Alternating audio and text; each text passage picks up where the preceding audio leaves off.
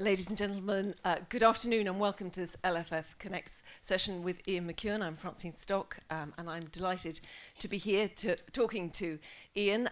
This session is being recorded by LFF, obviously, but also by BBC Radio 4 and will be put out in an edited version, will be put out in the film programme this coming Thursday. And repeated on Sunday. So if you do ask a question towards the end, we will take that as a tacit understanding that you're happy for your question to be broadcast. And if you've said to somebody that you're actually somewhere else today, then perhaps better not to ask the question. So anyway, I'm delighted, as I say, to be here with Ian, who, of course, is one of our most revered writers, fiction all the way from First Love, Last Rites to Nutshell, and also screenwriter, which is obviously the context in which we're talking today. Original screenplays, adapted screenplays. He's had much of his own work adapted, so we're going to be talking about some of the principles of screenwriting as well.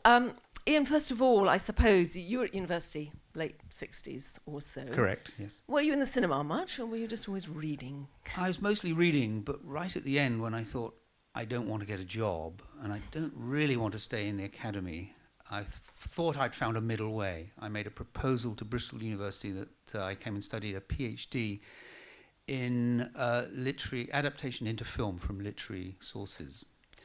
And it's one of the greatest strokes of luck that they've turned me down, because actually it was not a subject I had any academic interest in.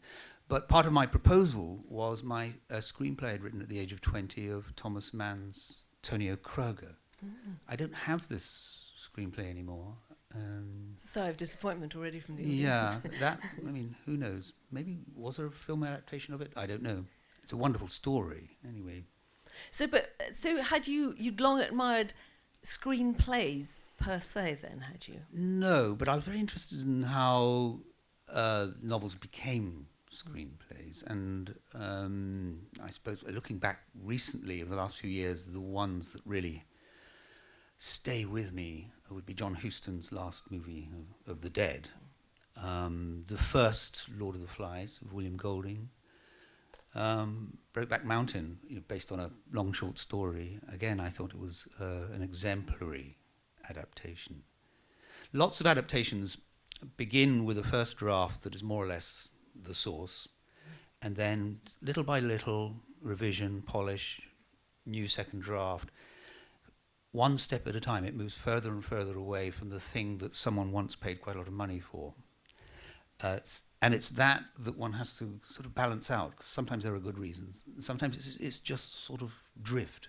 It drifts away. And then there's a panic at the last minute, and everyone realizes that just before the shoot, and they look at the first draft again.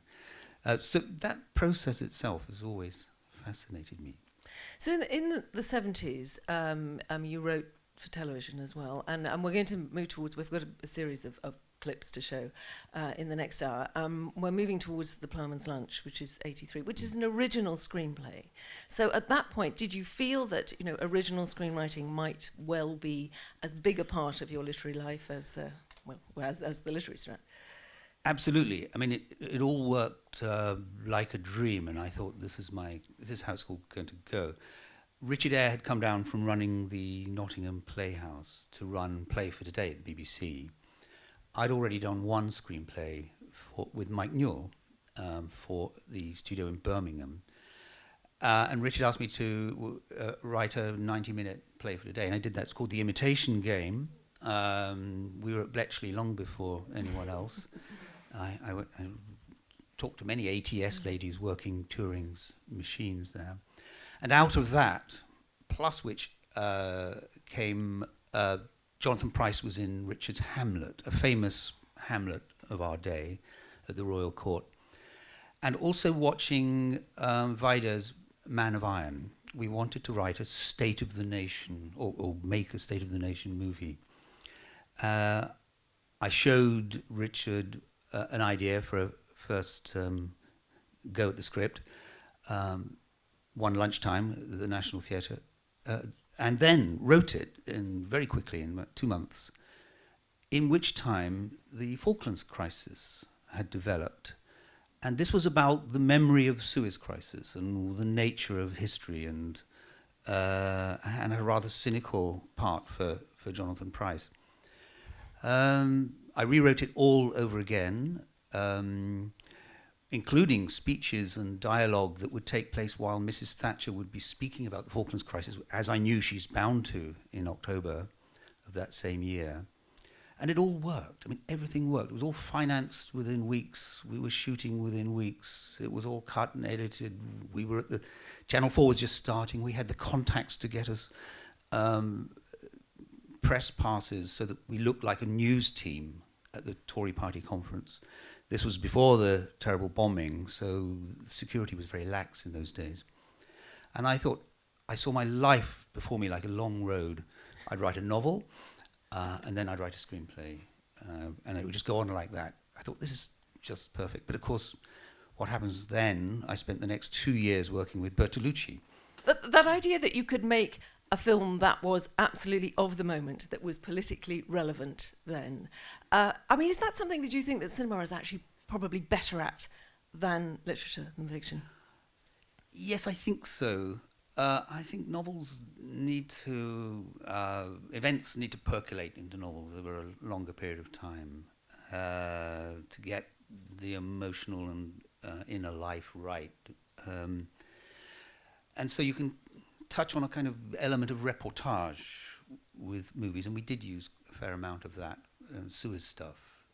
There's loads of really good sort of Pathé type stuff available. So yes, only if you've got the structures in place. You know, if you want to be quick, someone's got to give you the money quick. You know, it's that. We were lucky having Channel 4 just up and running at that time. Now, you said you then went on to work with Bertolucci, so...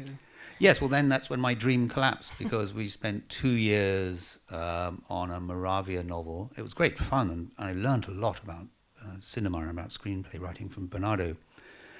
But one time it was a comedy, like To Be or Not to Be of Lubitsch, based on Moravia. And then he said, no, I don't think it's a comedy, it's a tragedy. So I'd write another draft. And then one day he said he was going off to China to make The Last Emperor.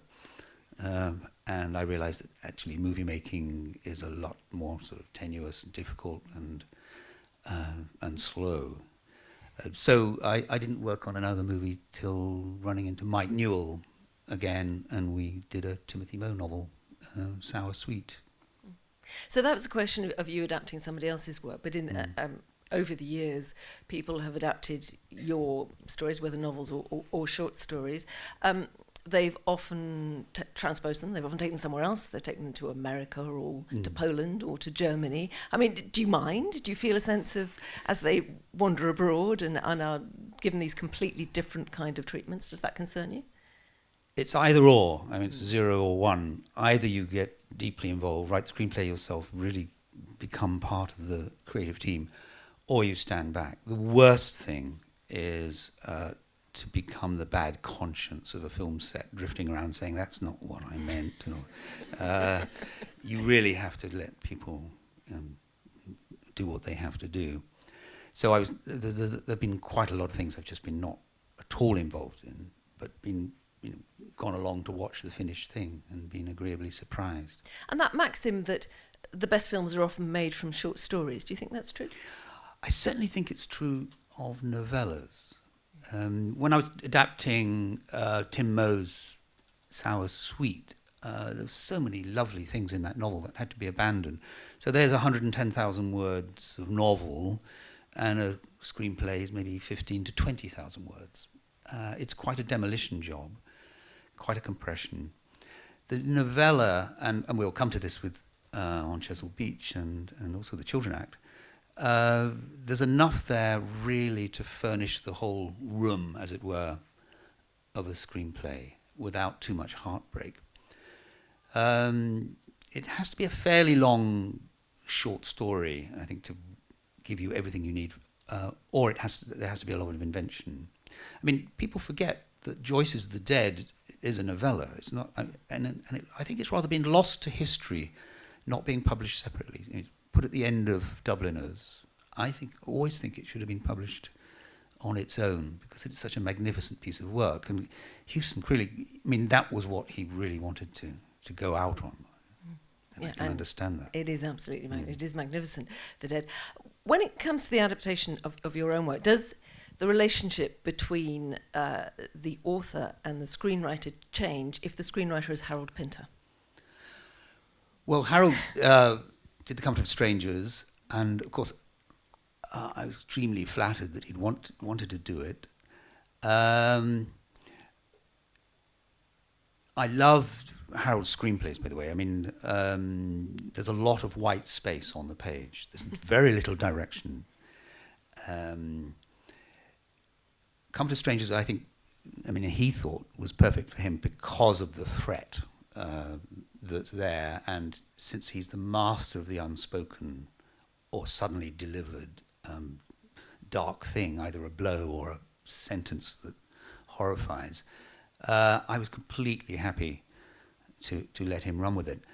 We met for 3 or 4 lunches while he was writing, and he just asked me questions really about what I meant or about the characters. And then they just all went off to Italy, made it at Cinecittà, and built one of the most extraordinary sets. I remember visiting once. They built Venice like a little model place, so that when you looked over it, it looked, even when you went close up, within inches, it looked like old stone. It was really extraordinary. So there's a scene with the characters looking out over the balcony of a night time and a moon rising. The whole thing was so beautifully fake. I was deeply impressed. So the story, for anybody who doesn't know it, is about a couple who, whilst hoping to rekindle the initial excitement of their relationship, go back to Venice, where they meet a slightly older couple, particularly mysterious. Yes, they meet a very sinister couple who really, it's a fatal meeting with a very powerful and weird sexual undertone of their relationship, which clearly has a degree of violence within it. Having read your novel and then seen this, there's definitely something more of Pinter in terms of the way. You read it in a different way, and the dialogue goes on, and here that the pausing, there's that slightly staccato, perhaps slightly less interest in what's going on inside the minds of the women, all of those things. Yes, there's an odd way in which films can invade books. So, for example, if I were to pick up a copy of Atonement and read a passage about the little girl, Bryony, I see Saoirse Ronan. Now, she's invaded it, she's stolen it. And in a similar way, I think a writer with a strong imagination is bound to make something his own.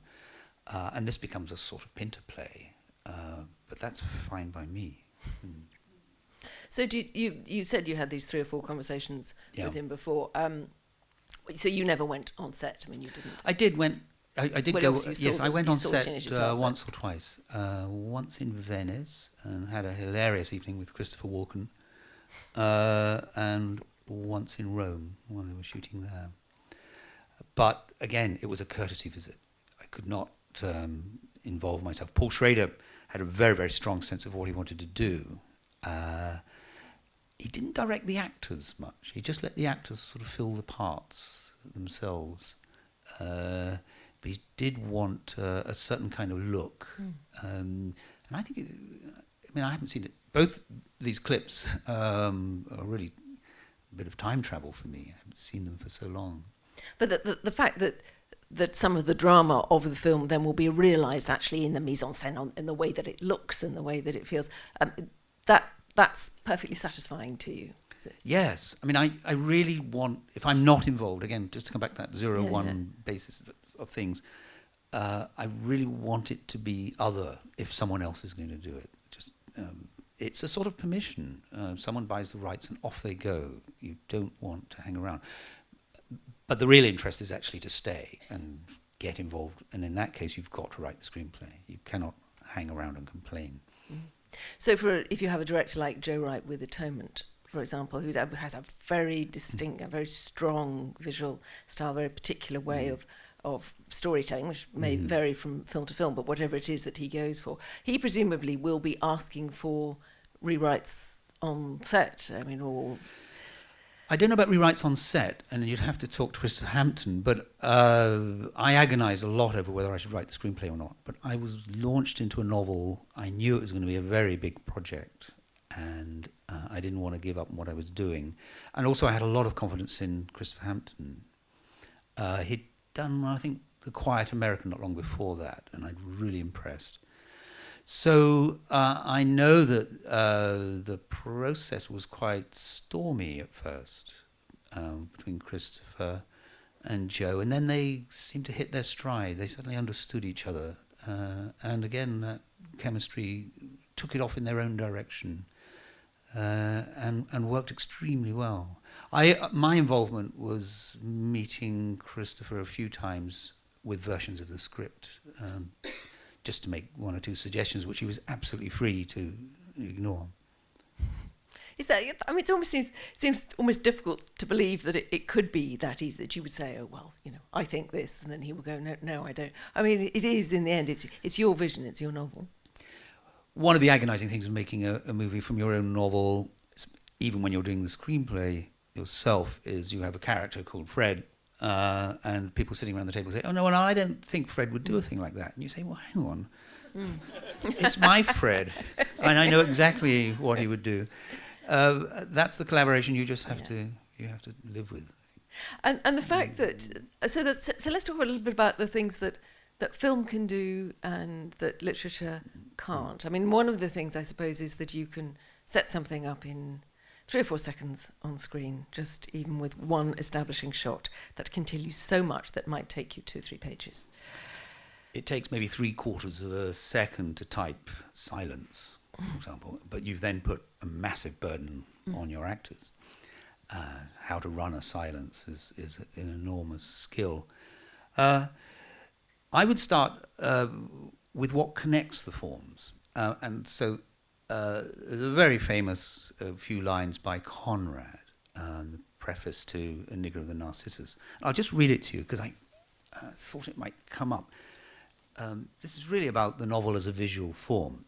And here's Conrad just really telling you his manifesto, and I really feel it's one that I wish I'd written myself. Conrad says, "My task, which I'm trying to achieve, is by the power of the written word to make you hear, to make you feel, but it is before all to make you see. That and no more, and it is everything. If I succeed, you shall find there, according to your just deserts, encouragement, consolation, fear, and charm, all you demand, and a glimpse of the truth." So I've always thought of fiction in purely visual terms. If you can get the visual aspect of some paragraph, some scene that's got an important emotional urgency about it, if you can get the visual components right, everything else will follow. The emotional elements will follow if you think you can make the reader see. And I think a screenplay is rather like that. You become, in your mind, and this is the tragic bit, you become not only the director, but you're the costume, the designer, the director of photography, the lighting, the key grip. And there is a kind of pathos. And if you don't mind, there's just one more little passage. Here is, and I'm not going to read the whole thing, but it's a scene description. And it says, "Fade in on a general view of Skull Island. At dawn, with the bridge of the ship in the foreground. Captain Engelhorn is leaning over the rail, looking out at the grandeur of the spectacle. Sea and jungle are still in purple shadow, but high above the east has drenched the mountains in the glory of its burning. One by one, the columnar peaks of snow are kindling downwards, chasm by chasm, each in itself a new morning. White glaciers blaze their winding paths like fiery serpents. Long avalanches cast down keen streams brighter than lightning, each sending its tribute of driven snow like altar smoke to the heavens." And there's more and more. The whole sky is purple and crimson. Now, this was a black and white movie. It's an early King Kong. I fully identify with that instinct that you see it, but you know full well that you'll never see it on the screen. What you're really doing with the screenplay is writing a kind of recipe. and many other people will be involved in making that meal. I cannot think, even given my admiration, say, for Harold Pinter's screenplays, I can't think of a screenplay as a literary form. It's basically a blueprint. Or in the early stages of development, it's a form of seduction. Give us the money, is what it's saying. But otherwise, you are simply laying down possibilities for other people. So in all of that, all the tensions, even if you didn't know a great deal about it, there's a huge amount of tension and jeopardy already there, isn't there? And characterization. And great casting, of course. Fantastic casting by Joe Wright. I think it was a magical combination. Christopher Hampton's precision in dialogue, and Joe with this instinctive feel for camera setups. I mean, really magnificent sense. I mean, that very first few seconds of arriving and the cases and the fluidity of the movements and the camera positions. But yes, I see the scene in the novel, and I see how it's travelled. I mean, 1,000 miles. And yet still the essence is there. This tangle of love that's not being acknowledged, the snobbery, the ludicrous nature of of Cumberbatch's character, the secret glances between brother and sister, also done extremely well. There is this problem. I mean, always, I think, for anyone adapting a novel to the screen, what movies cannot give you is that interior, long account of consciousness and the flow of emotion and shift of emotion. And you've got to find equivalents for it. And you are heavily dependent on the casting, on the character, on the actors who can bring that lovely glance, a lot of glances done there, which are not scripted glances. And that's all Joe and his editor. So, yeah, you chose a good clip. I haven't seen it in years. So it's all quite startling for me. But I suppose that's when it works really well. But there are also, obviously, there are frustrations for a screenwriter. And the lack of control to which you have referred is clearly one of them. The kind of compromises that filmmaking is obviously inevitably brings. And if you like, the sort of lack of aesthetic satisfaction, not the same kind of control as you would have over a novel. Did you ever think about wanting to direct? I thought most of my life about wanting to direct. Hanif Qureshi once talked me out of it. He said, "You'll never write another novel," because he did both and found it really, really hard work.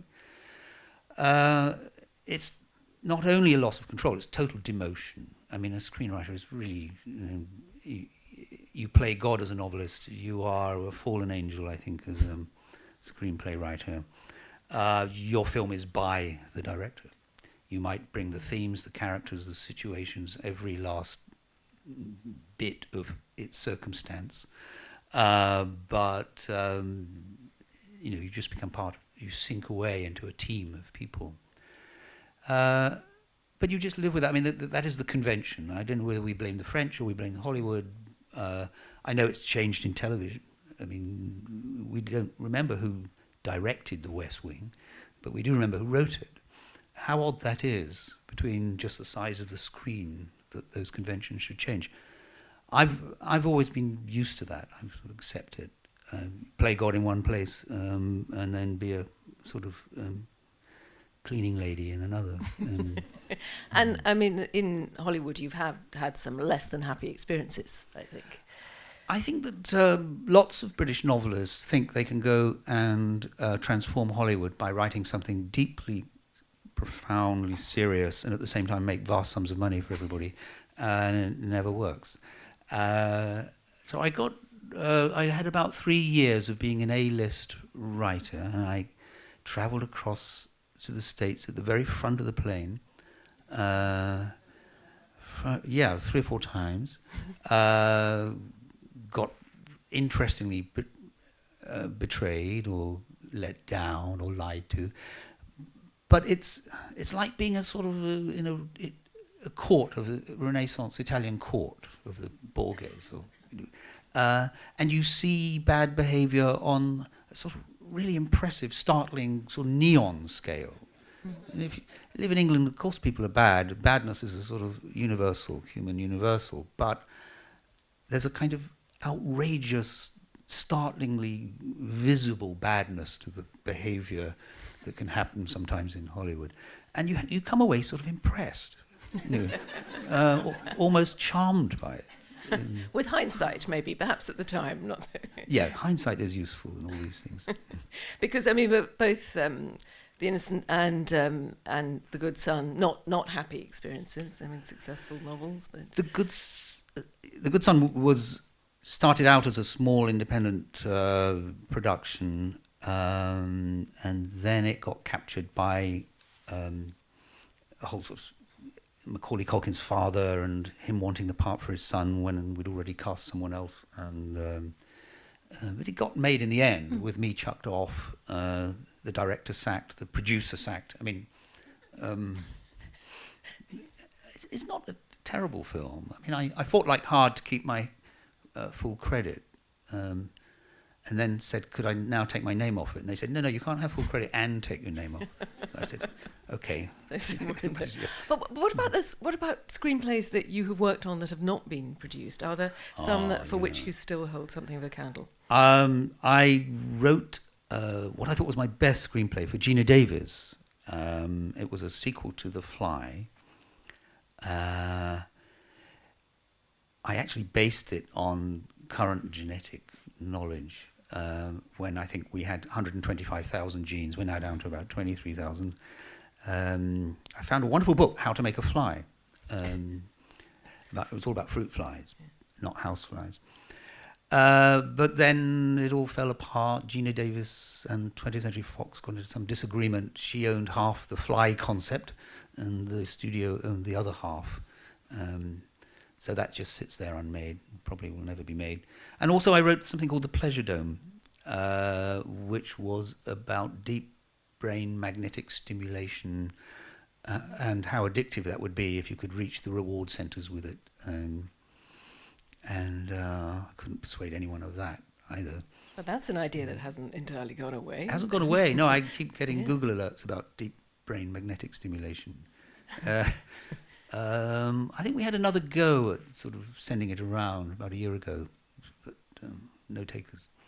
But there would seem, at least from what we're going to see in cinemas over the next few months, on your part, a kind of renewed enthusiasm for adapting your own work? Yes. It started with a rather poor motivation, which is, if I don't do this, I don't think I could bear someone else to do it. So either it doesn't get done and I do it. These are both short novels, On Chesil Beach and The Children Act. And when it was suggested that I write the screenplay, I could see them. I could, again, rather like that description of Mount Fuji or whatever it is at dawn. I mean, I could see them. It was a great opportunity in The Children Act to work with Richard Eyre again. We hadn't done anything together properly since Ploughman's Lunch. And on Chesil Beach, because it's so tender and so intimate, I couldn't really bear someone else getting their paw marks all over it. I knew I had to do that myself. And on Chesil Beach is particularly the interior story is so much about what these two young people who we encounter on their wedding night. It's so much about what they are feeling. I mean, again, that's... So what is the key then in the adaptation, the casting? What is it? It really has to come down to the casting.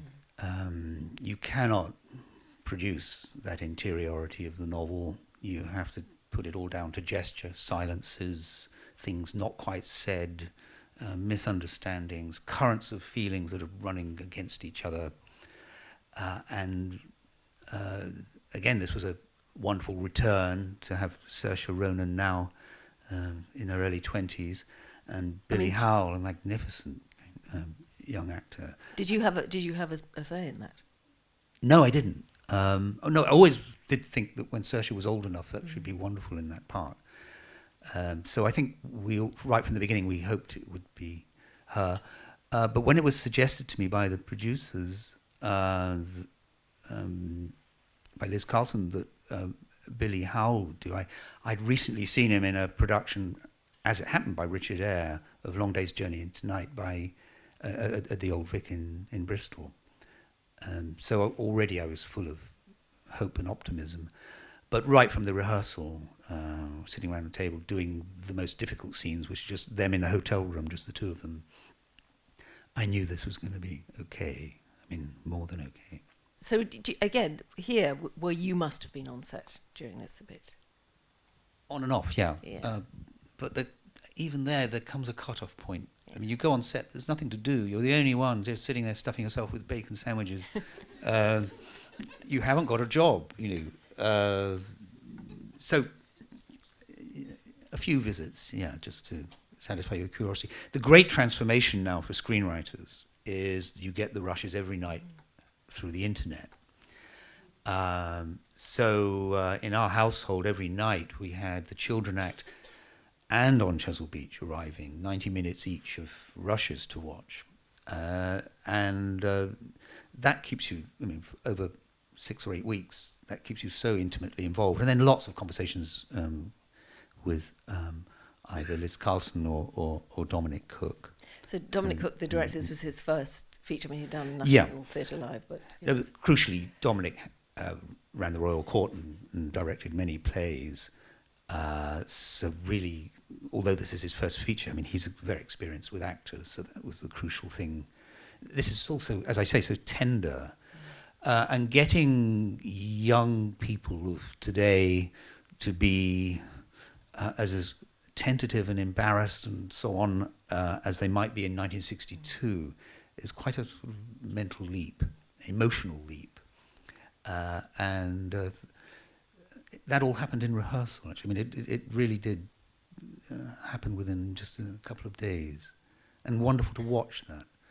To get that sort of period idea of what it was to be sort of so excited and so scared about sex at the same time. Yes, and I think there's a technique to sort of trying to embarrass the audience in a way, sort of almost toe curling. Can they hold this silence much longer without someone saying something really banal just to keep the moment afloat? Well, I'm conscious that we have a slight time pressure in that Ian has to rush off to the gala, indeed, screening On Chesil Beach shortly, but I'd love to open it up to some questions from the floor. There are a couple of roving microphones if anybody's got a question. There's one right down here at the front. If you could go with that, thanks. And then up there as well, thanks.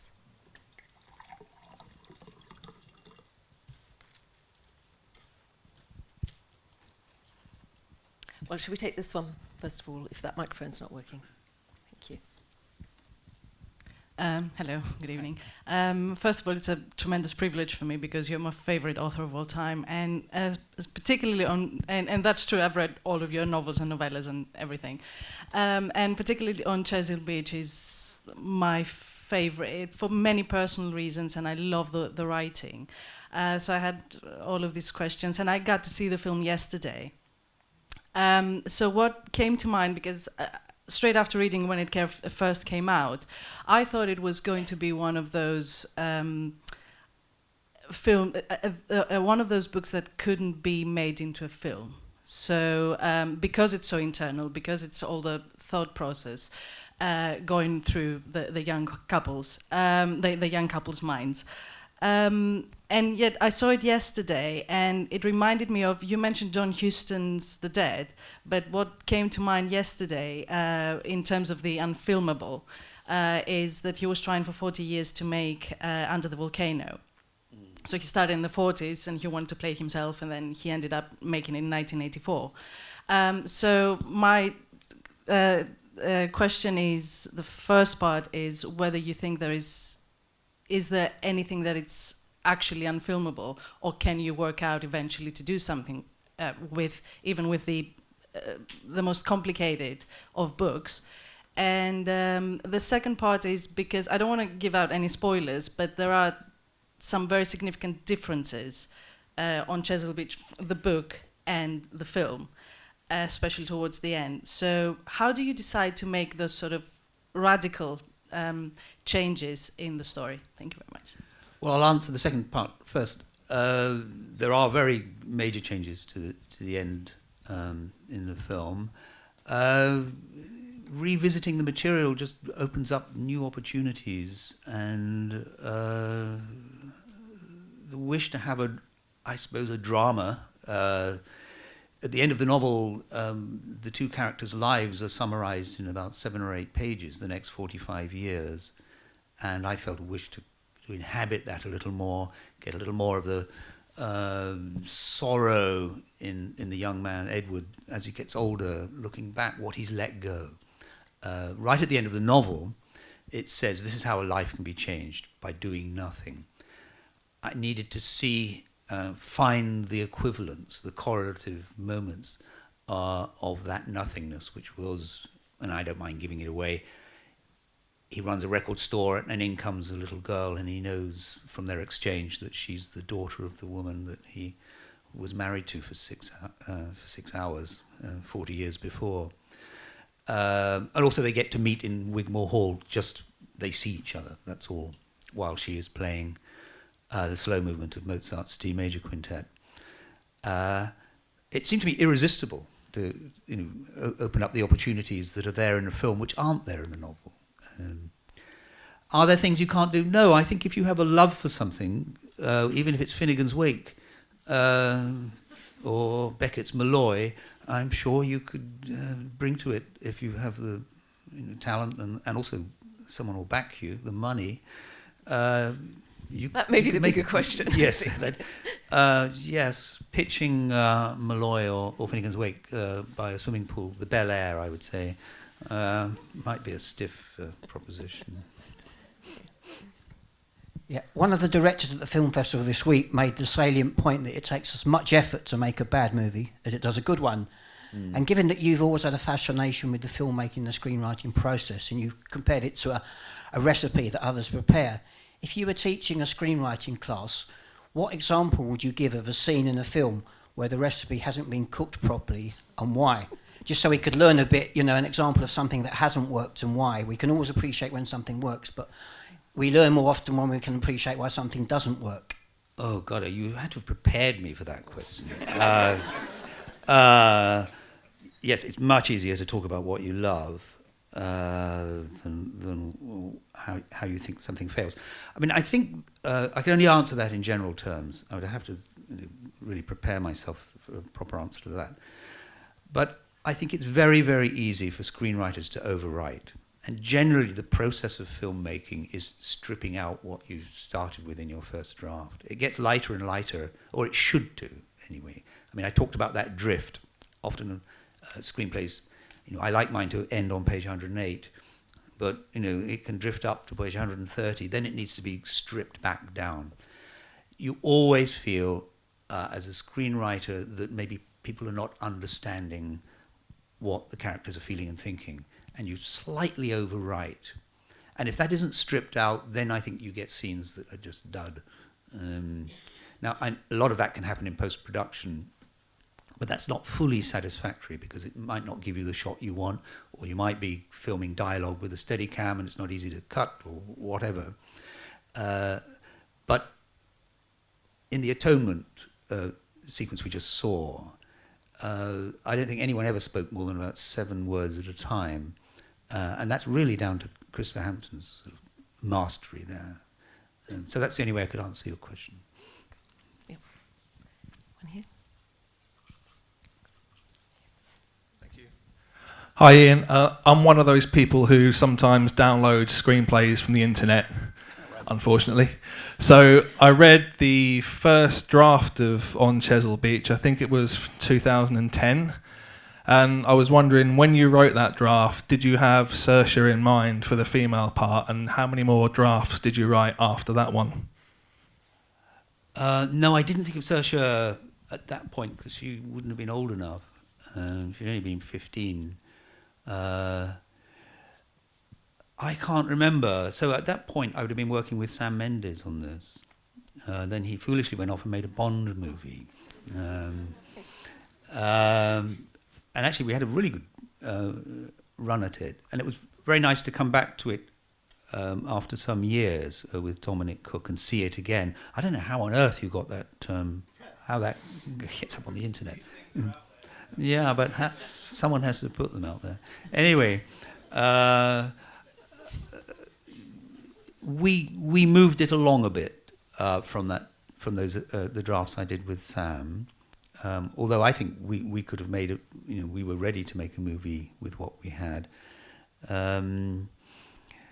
But yes, with Dominic, part of that paring down process took place too. So it was a shorter script by then. Probably take one more question, please. Yes, hand right up at the back there. So you've been up there, hand up for a while. Thanks.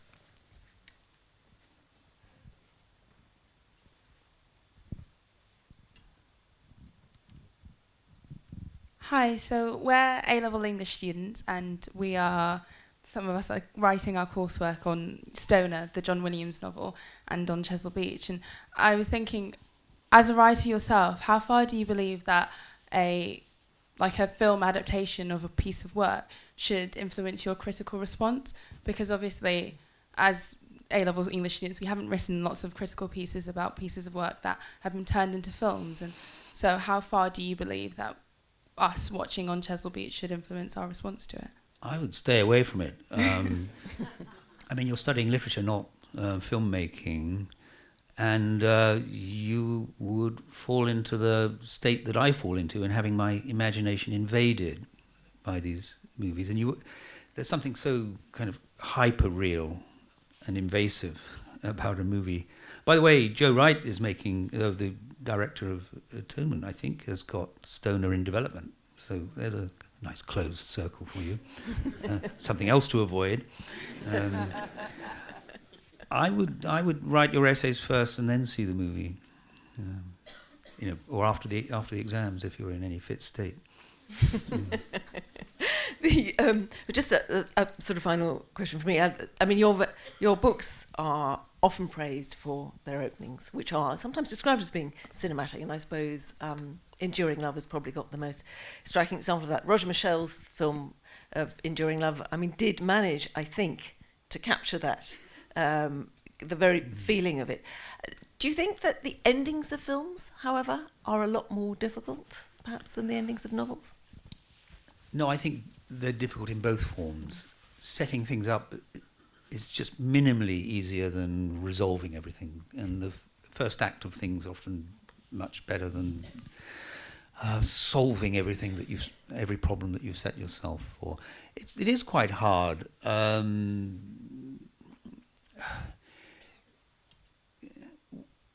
What the final image of a film is almost like when people sit around inventing taglines for movies you're about to release.